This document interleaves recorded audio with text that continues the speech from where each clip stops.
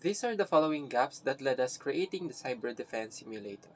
The first gap we notice is accessibility. Most trainings are designed for people who, are, uh, who already have a background in information technology. Because of that, those who don't have technical knowledge, like regular user or who use just social media or email, are often left out.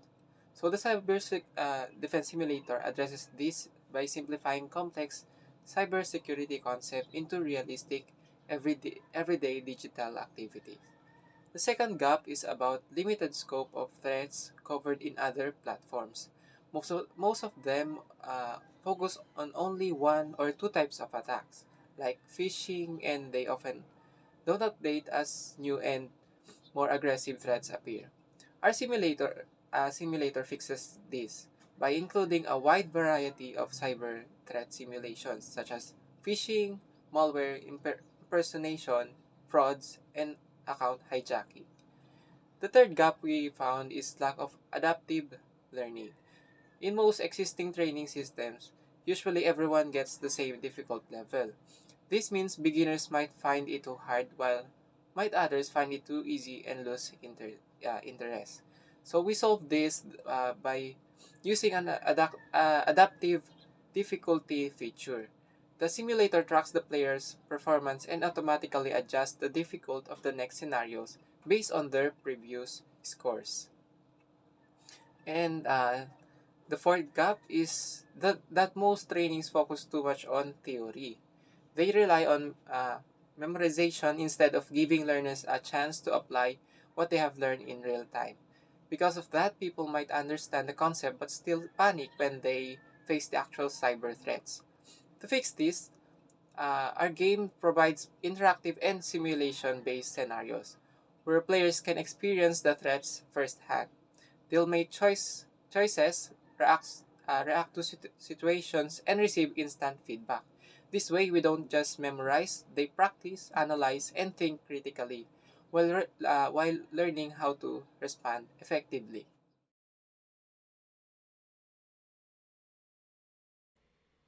So, Dongal, greetings po, sir. I am Van Alan Laurente po from Group CSC2 and this is our progress po with our system which is yung Cyber Defense Simulator po. So, regarding po dun sa SOP po namin, sa SOP 2 po, 2.1, yung Realistic Scenario-Based Simulations po. And sa scope naman po namin, nako-cover po siya dun sa Interactive Simulation System. So, to address those two po, so, yung sa simulator po namin na in-implement po namin yung realistic scenario-based simulation po that reflects yung cyber threats po na na-encounter natin in our everyday life. Tapos, ayun nga po, yung player po will encounter simulated attacks such as phishing, different types of malware or social engineering po, which will require them to make decisions po under realistic or real life conditions. So, that will allow po the students or yung player po namin na matuto po through experience. So, once na na mag-start po tayo ng game, papapiliin po muna ng system si user kung gaano po kahabang session yung gusto niya. So, up to 8 sessions po. So, once na makapili na po siya kung ilang session, i-click niya lang po yung start session para po magsimula. So, after niya po i-click, mag-i-spawn na po siya dito sa 3D environment po natin. And, pwede na po siya mag-interact sa computer. So, once na nag-interact na po siya, i-display na po yung mismo nakikita sa monitor and yung question naman po is nasa left side po. So, yung question po and yung choices is para po ma-monitor po or dun po namin i-base yung skill level ni player. So, depending po sa score niya after each simulation, dun po namin malalaman kung anong next na threats po yung ibibigay namin sa kanya kung mas mahirap po ba or mas madali. Depende po sa naging result nung simulation. So, dito po sa mismong background or dito sa display po.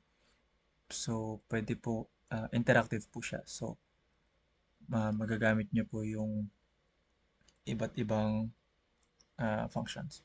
So, for example po dito, ang nakalagay po sa situation po is you're researching for a paper when your browser suddenly feels sluggish. Just then, a polished pop-up takes over half of your screen. The extension looks legit. So pwede po nating open yung browser natin since mag-research nga po tayo. And then, ayun po, may lumabas po na pop-up. So, dito po sa pop-up, pwede po nating i-view yung details. So, ayun po. So, once na ma-view po natin yung details, so may options po tayo na i- i-install siya. So, yung pag-view po ng details is ito po yung check the Chrome Web Store listing. So, once na nandito na po tayo, pwede po natin siyang install. So, ayun, i-allow lang po natin. And then, ayun po. So, ayun. So, the extension install in seconds. But as you click around, um, ayun niya po, nag-appear po yung mga pop-up. So, after po nun, pwede po nating sagutan tong um, mga questions dito sa site po. So, i-fast forward ko na lang po para matakal po natin yung next na scope po namin, which is ito pong summary panel po. So, dito naman po, i-display niya po yung score mo and yung rating and also yung mga choices po na napili nyo throughout the simulation po. So, for example po, yun nga sa simulation po na yun, which is yung uh, browser extension po. So, ito po yung mga choices na napili ko po. So, after po nun, next simulation lang. And then, magdi-display na po siya ng different cyber threats po. Depende po sa score po. Since yung score niya po is 37.5% lang po.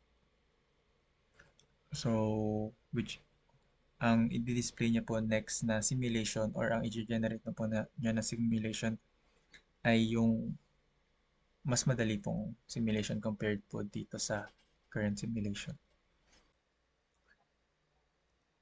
So, after finishing all the sessions po, so ito po yung last simulation which is yung free Wi-Fi po or fake Wi-Fi. So, regarding naman po dun sa SOP 2.2 po namin, which is about dun po sa scoring and sa summary panel po. So, nandun din po yung sa scope namin. Ito naman po yun.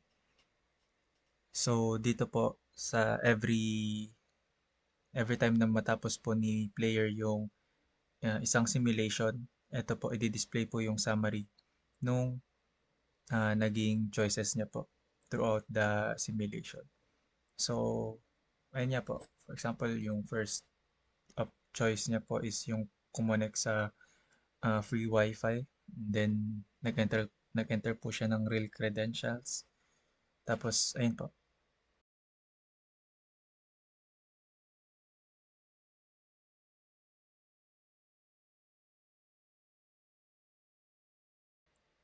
And, depending po sa score ni player, mag-a-adjust po yung difficulty nung ah, simulation po, nung next simulation.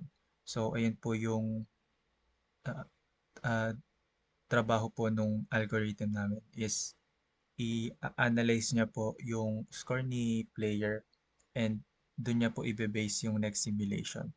So, if yung score po ni player is mababa, that means na yung next simulation po is mas madali po para po mas beginner friendly. And kung tumaas naman po yung or nag-improve po yung performance ni player, mas mahirap po yung next simulation po na i-generate po ni system para po ma-maintain po yung engagement po ni player and para din po hindi overwhelming or underwhelming po player sa mga player po kasi po kung ang gagawin po namin is